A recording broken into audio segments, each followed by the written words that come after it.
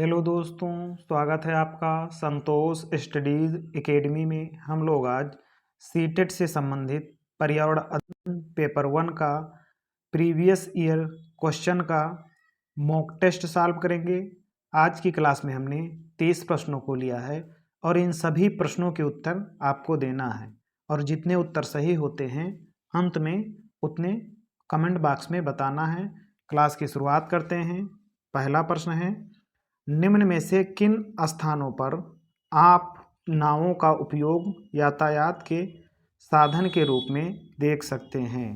Option A है लद्दाख एवं Kargil, option B है कश्मीर एवं केरल, ऑप्शन सी है सिक्किम एवं दार्जिलिंग, ऑप्शन डी है दिल्ली एवं मिजोरम। इसका सही उत्तर बताइए।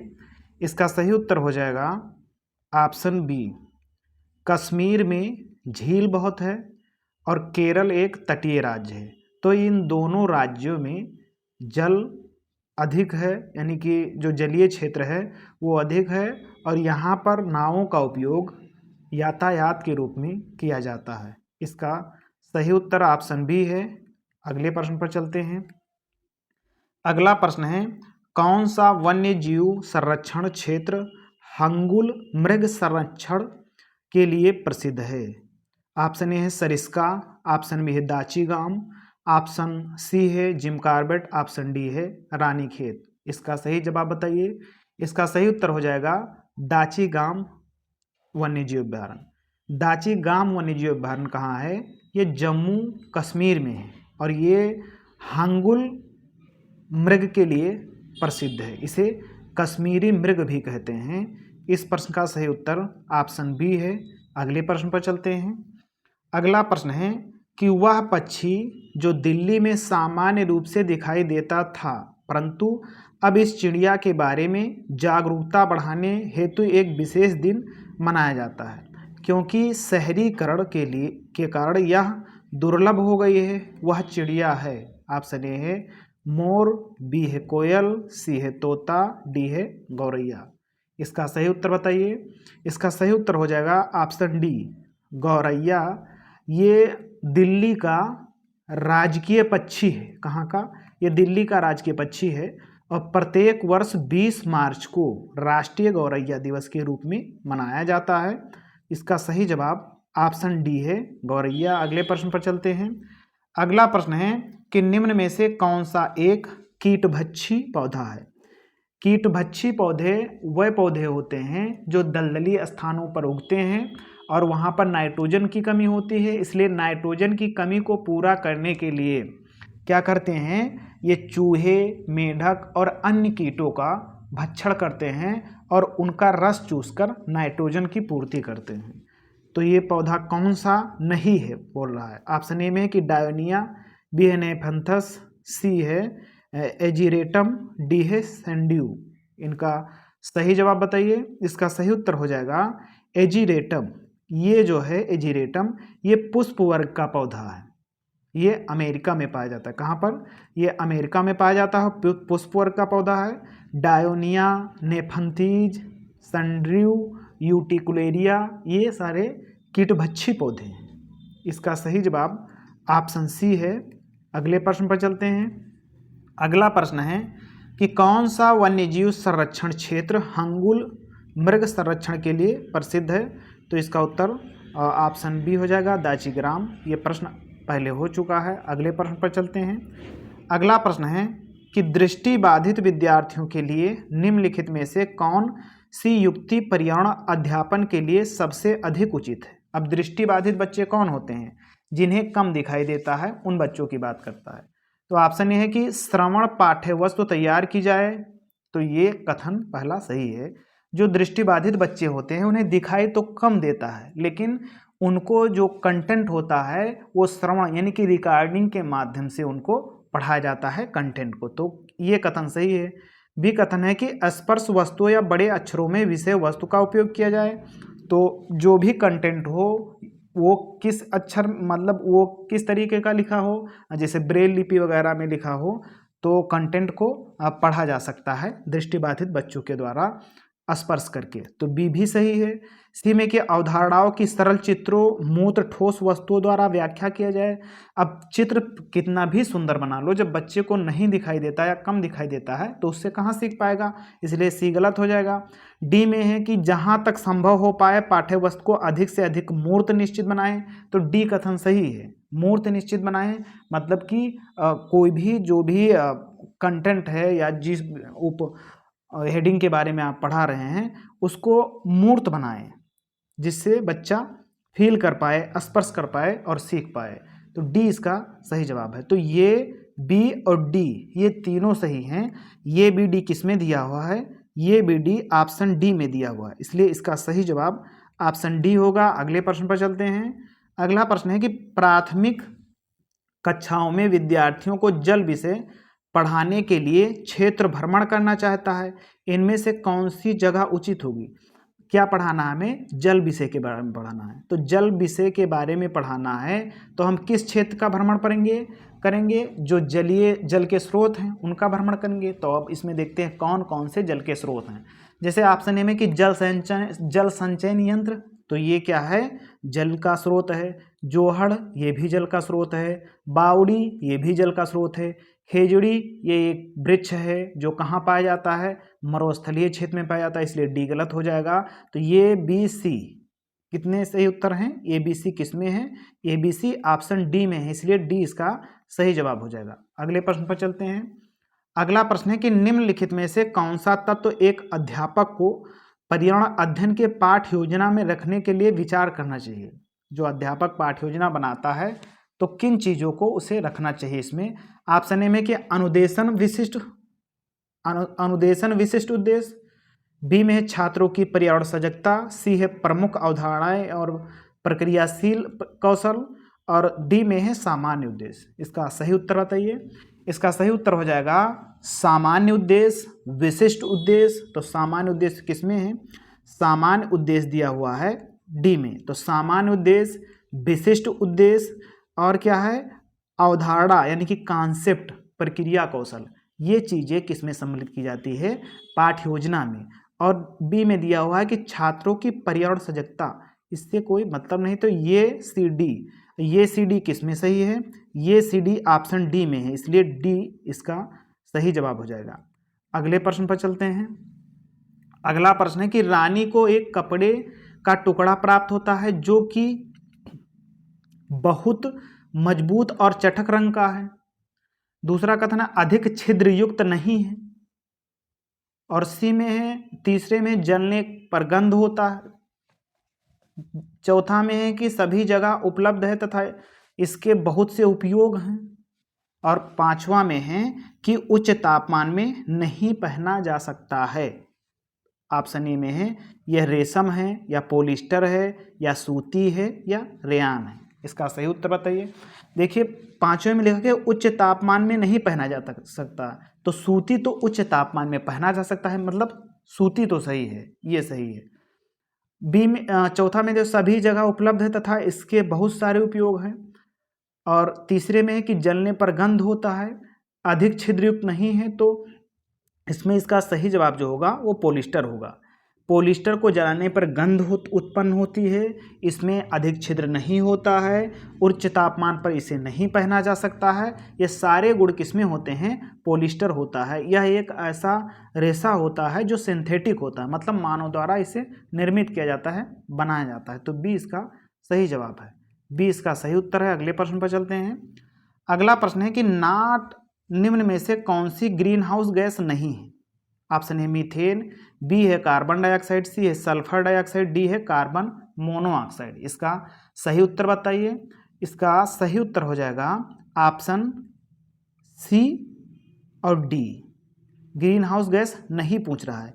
तो सल्फर डाइऑक्साइड और कार्बन डाइऑक्साइड ये दोनों ग्रीन हाउस गैस नहीं है, लेकिन आयोग ने सी को इसमें माना था, तो ये जो है दोनों गलत है। लेकिन आयोग ने किसको माना था, सल्फर डाइऑक्साइड को केवल माना था।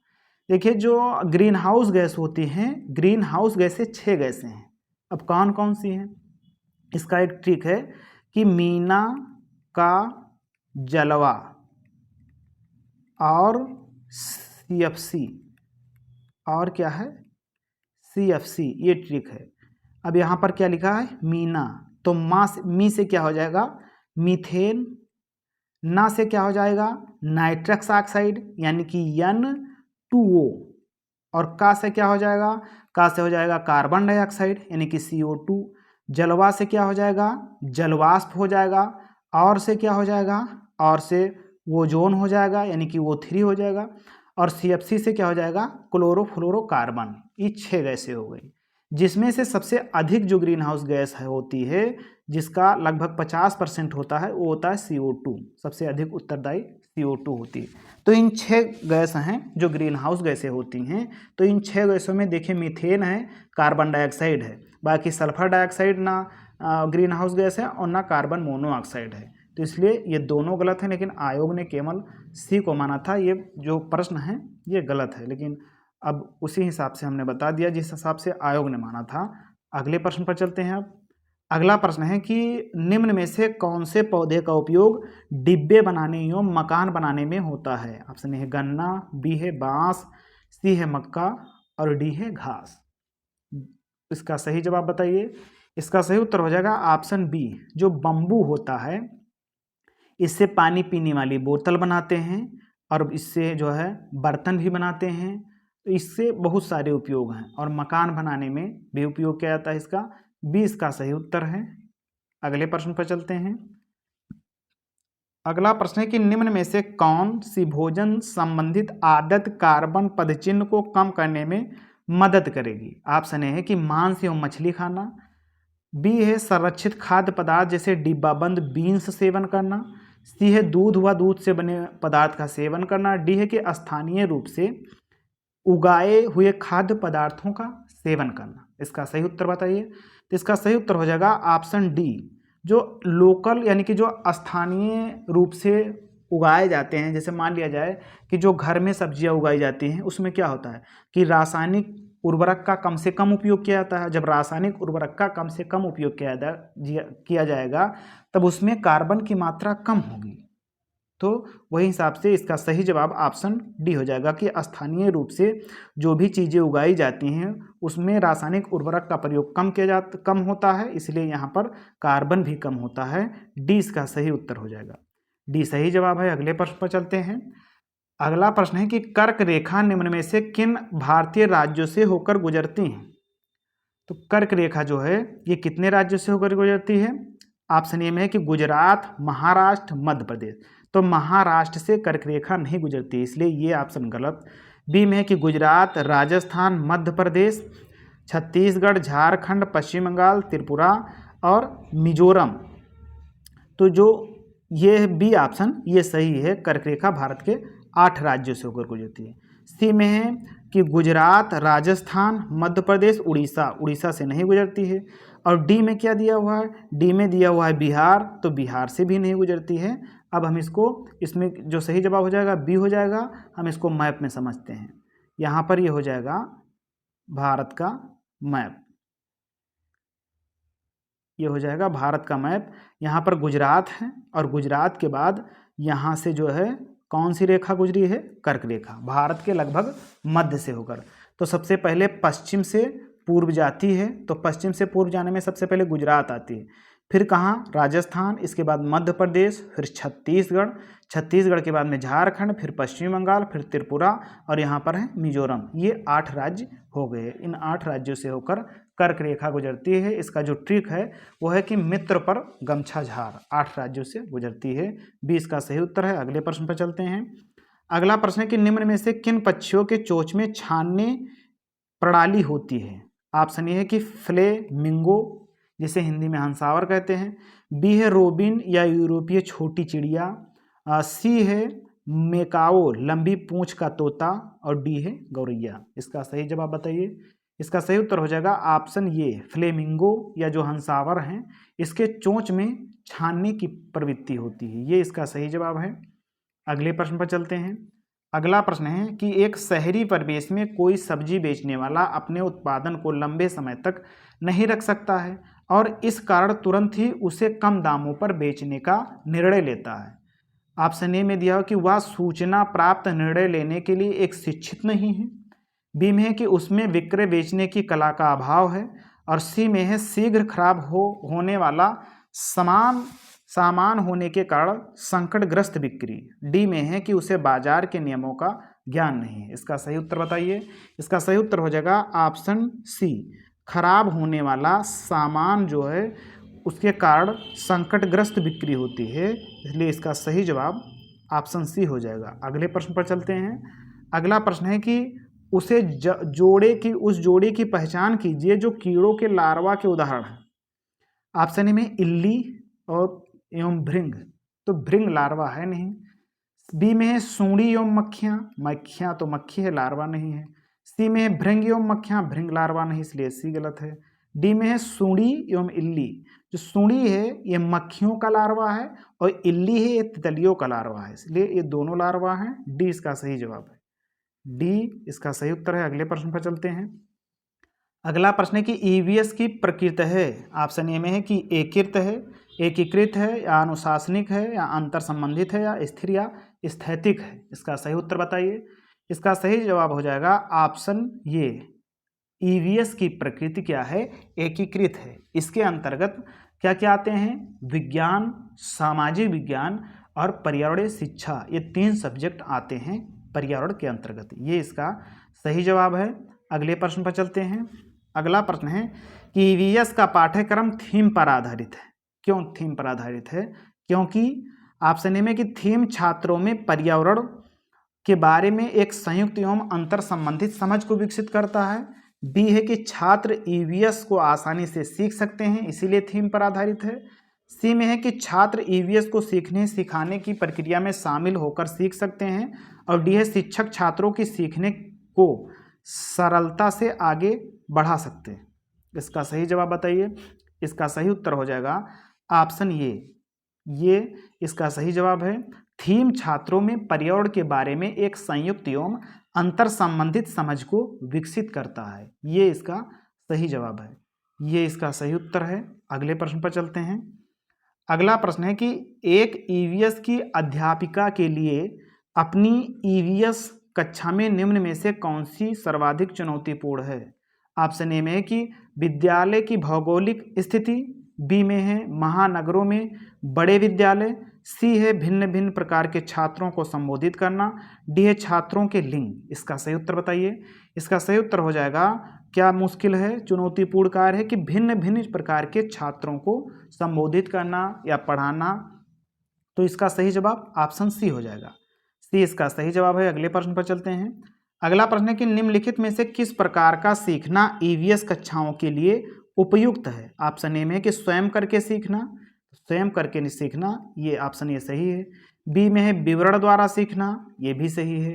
सी में है परिभाषाओं द्वारा सीखना, ये भी सही है। डी में है रटकर सीखना, तो रटना, याद करना, स्मरण करना, ये नेगेटिव वर्ड है, डी गलत हो जाएगा।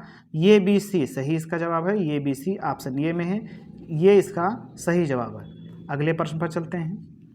अगला प्रश्न है कि ईवीएस के पाठ्यक्रम में हम चीज़ें कैसे बनाते हैं और करते हैं, ये क्या है? थीम है या उप थीम है या पाठ्यक्रम है या विषय वस्तु है? इसका सही उत्तर बताइए।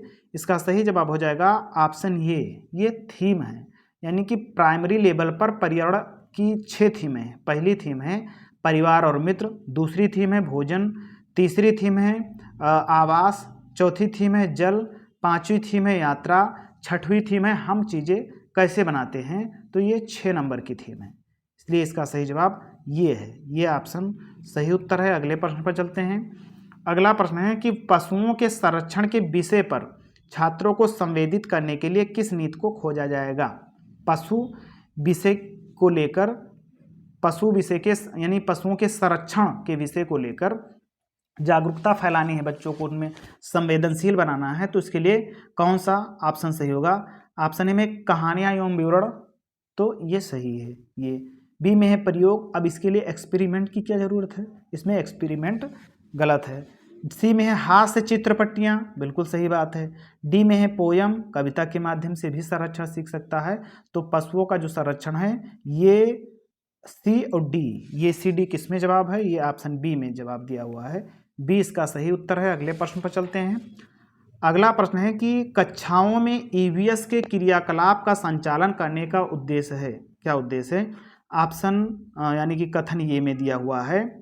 कथन ये क्या कह रहा है कि छात्रों को अन्वेषण एवं अवलोकन के अवसर प्रदान करना। बी में है कि छात्रों में क्रियात्मक कौशलों का विकास। सी में है छात्रों में सौंदर्य बोधि संवेदन विकसित करना। और डी में है छात्रों को संबंधित विषय वस्तु स्मरण करने में मदद करना। इसका सही उत्तर बताइए। इसका सही जवाब हो जाएगा पहला सही है, दूसरा सही है और तीसरा सही है, यानी कि छात्रों को अन्वेषण एवं अवलोकन के अवसर प्रदान करना। बी में है छात्रों में क्रियात्मक कौशलों का विकास करना। सी में है छात्रों में सौंदर्यात्मक बोधि संवेदना विकसित करना। और डी में क्या है कि स्मरण करना, याद करना। ये नेगेटिव वर्ड है इसलिए डी गलत हो जाएगा। ये बी सी ये तीनों सही हैं और ये बी सी किस में सही है? ये ऑप्शन सी में सही दिया हुआ है, तो सी इसका सही जवाब हो जाएगा। सी सही उत्तर है। अगले प्रश्न पर चलते हैं। अगला प्रश्न है कि ईवीएस का विद्यार्थी है जो शिक्षक द्वारा दिए गए समाधान का विश्लेषण करता है। विश्लेषण है एक, क्या है विश्लेषण? प्रक्रिया कौशल है या संज्ञानात्मक प्रक्रिया है, उत्पाद प्रक्रिया है या मनोसामाजिक कौशल है? इसका सही उत्तर बताइए। तो ये में है प्रक्रिया कौशल, यह एक प्रोसेस स्किल है, बिल्कुल सही है। संज्ञानात्मक से संबंधित है यानी कॉग्निटिव प्रोसेस है, ये भी सही है। ये उत्पाद प्रक्रिया और मनोसामाजिक प्रक्रिया नहीं है, यानी कि सी और डी गलत हो जाएगा। ये भी सही है और ये भी ऑप्शन ये में है, इसलिए इसका सही जवाब ऑप्शन ये है। अगले प्रश्न पर चलते हैं। अगला प्रश्न है कि छात्रों द्वारा पूछे गए प्रश्न उनकी ईवीएस शिक्षा प्राप्ति का महत्वपूर्ण सूचक है, क्योंकि प्रश्न छात्रों के ज्ञान के आकलन में मदद करते हैं। बी में दिया हुआ है कि प्रश्न छात्रों को स्वयं की अभिव्यक्ति करने का अवसर प्रदान करते हैं। सी में दिया हुआ है कि प्रश्न छात्रों की सीखने के प्रति जिज्ञासा का सूचक है। और डी में दिया हुआ है कि प्रश्न छात्रों की क्रियात्मक कौशलों का मूल्यांकन करते हैं। इसका सही जवाब बताइए। तो इसका जो सही जवाब हो जाएगा, क्या हो जाएगा इसमें? ऑप्शन में कि छात्रों के ज्ञान आकलन में मदद करता है, बिल्कुल सही है। प्रश्न छात्रों को स्वयं की अभिव्यक्ति करने में सहायता करता है, ये भी सही है। प्रश्न छात्रों को सीखने की प्रति सूचक जिज्ञासा का सूचक है, ये भी सही है। प्रश्न क्रियात्मक कौशलों का मूल्यांकन करते हैं, तो क्रियात्मक कौशलों का जो मूल्यांकन करते हैं, ये क्रियात्मक कौशल का मूल्यांकन नहीं करता है, मूल्यांकन तो करता है लेकिन क्रियात्मक कौशल का नहीं करता है, ये खेल वाला है। तो जो डी है ये गलत हो जाएगा। ये बी सी इसका सही जवाब है। और ये बी सी किस में दिया हुआ है? ये बी सी ये सी में दिया हुआ है, इसलिए सी इसका सही जवाब है। अगले प्रश्न पर चलते हैं। अगला प्रश्न है कि पाठ्य पुस्तकों एवं शिक्षकों के अतिरिक्त निम्न में से कौन सा ईवीएस की शिक्षा का एक अच्छा साधन हो सकता है? ऑप्शन ए में है समाचार पत्र, बी में है समुदाय के सदस्य, सी है कविता और डी है क्रियाकलाप। इसका सही उत्तर बताइए। इसका सही उत्तर हो जाएगा कि जो पर्यावरण शिक्षा के सीखने का सबसे अच्छा स्रोत है समाचार पत्र है, और जो समुदाय के सदस्य होते हैं उनसे सीखा जा सकता है। तो ये और बी इसका सही उत्तर है। और ये बी किस में दिया हुआ है? ये बी सी में दिया हुआ है, तो इसलिए सी इसका सही जवाब हो जाएगा। सी इसका सही उत्तर है। अगले प्रश्न पर चलते हैं। अगला प्रश्न के निम्न में से किन विषयों की चर्चा ईवीएस की कक्षा में होगी? ऑप्शन ए में है कि पेट्रोल की दर, बी में है पशुओं का संरक्षण, सी है जल आपदा और डी है बीजों के अंकुरण में कार्बन डाइऑक्साइड का सांद्रण। तो ये जो पेट्रोल की दर है, पशुओं का संरक्षण है, जल आपदा है, ये तीनों चीजें किससे संबंधित हैं? ये पर्यावरण की थीम से संबंधित है तीनों। और जो बीजों का अंकुरण कार्बन डाइऑक्साइड का सांद्रण है, ये गलत है, ये किसी भी थीम के अंतर्गत नहीं आता है। ये बी सी इसका सही जवाब है। ये बी सी ऑप्शन ए में, इसलिए ये इसका सही उत्तर हो जाएगा। अगले प्रश्न पर चलते हैं। अगला प्रश्न दिया हुआ है कि निम्न में से कौन सा ईवीएस के मूल्यांकन में सामाजिक कौशलों का सूचक हो सकता है? ऑप्शन ए में वर्गीकरण, बी है विश्लेषण, सी है साझा करना तथा मिलकर कार्य करना और डी में है सृजनात्मक लेखन। इसका सही जवाब बताइए। इसका सही उत्तर हो जाएगा साझा करना तथा मिलकर कार्य करना। ये सामाजिक कौशल का सूचक है, यानी कि ये कौन सा स्किल है? सोशल स्किल है, सामाजिक कौशल है। सी इसका सही उत्तर हो जाएगा। अगले प्रश्न पर चलते हैं। अगला प्रश्न है कि रंग के आधार पर पशुओं को वर्गीकृत करना उपयुक्त वाक्यांश इंगित करता है। किसको इंगित करता है? सीखने के उद्देश्य को, या सामान्य उद्देश्य को, या सीखने की दक्षता को, या सीखने की प्रक्रिया को। इसका सही उत्तर बताइए। इसका सही उत्तर हो जाएगा सीखने के उद्देश्य से क्या किया जाता है कि पशुओं का रंग इंगित किया जाता है कि ये गाय है, ये भैंस है, तो ये किसका सूचक है? ये सीखने का उद्देश्य से ऐसा किया जाता है। ये इसका सही जवाब है। अगले प्रश्न पर चलते हैं। अगला प्रश्न है कि शिक्षिका द्वारा उनके ईवीएस छात्रों को मूल्यांकन उनके अवलोकन द्वारा, उनसे प्रश्न पूछकर, चित्र बनाने में उनकी भागीदारी तथा विचार विमर्श में हिस्सा लेना एवं उसके उपरांत इकाई परीक्षण यह दर्शाता है कि शिक्षिका अवलोकन के उपकरण का प्रयोग करती है। बी में है कि शिक्षिका संकलित मूल्यांकन का प्रयोग करती है। सी में है कि शिक्षिका विद्यालय निर्धारित मूल्यांकन प्रक्रिया का प्रयोग करती है। और डी में है शिक्षक सहपाठी मूल्यांकन तकनीकी का प्रयोग कर रही है। इसका सही जवाब बताइए। तो इसका सही उत्तर क्या हो जाएगा? Option C. सी इसका सही उत्तर हो जाएगा कि शिक्षिका विद्यालय निर्धारित मूल्यांकन प्रक्रिया का प्रयोग करती है। सी इसका सही उत्तर है। शिक्षिका क्या करती है कि जो विद्यालय निर्धारित मूल्यांकन है उसी का प्रयोग करती है। तो सी इसका सही जवाब है। अगले प्रश्न पर चलते हैं। आज की क्लास पूरी हुई। क्लास देखने के लिए धन्यवाद। क्लास पसंद आई हो तो चैनल को सब्सक्राइब कीजिए, बेल आइकन को दबाइए ताकि समय से क्लासें मिलती रहें। आज के लिए इतना ही। तब तक के लिए जय हिंद, नमस्कार।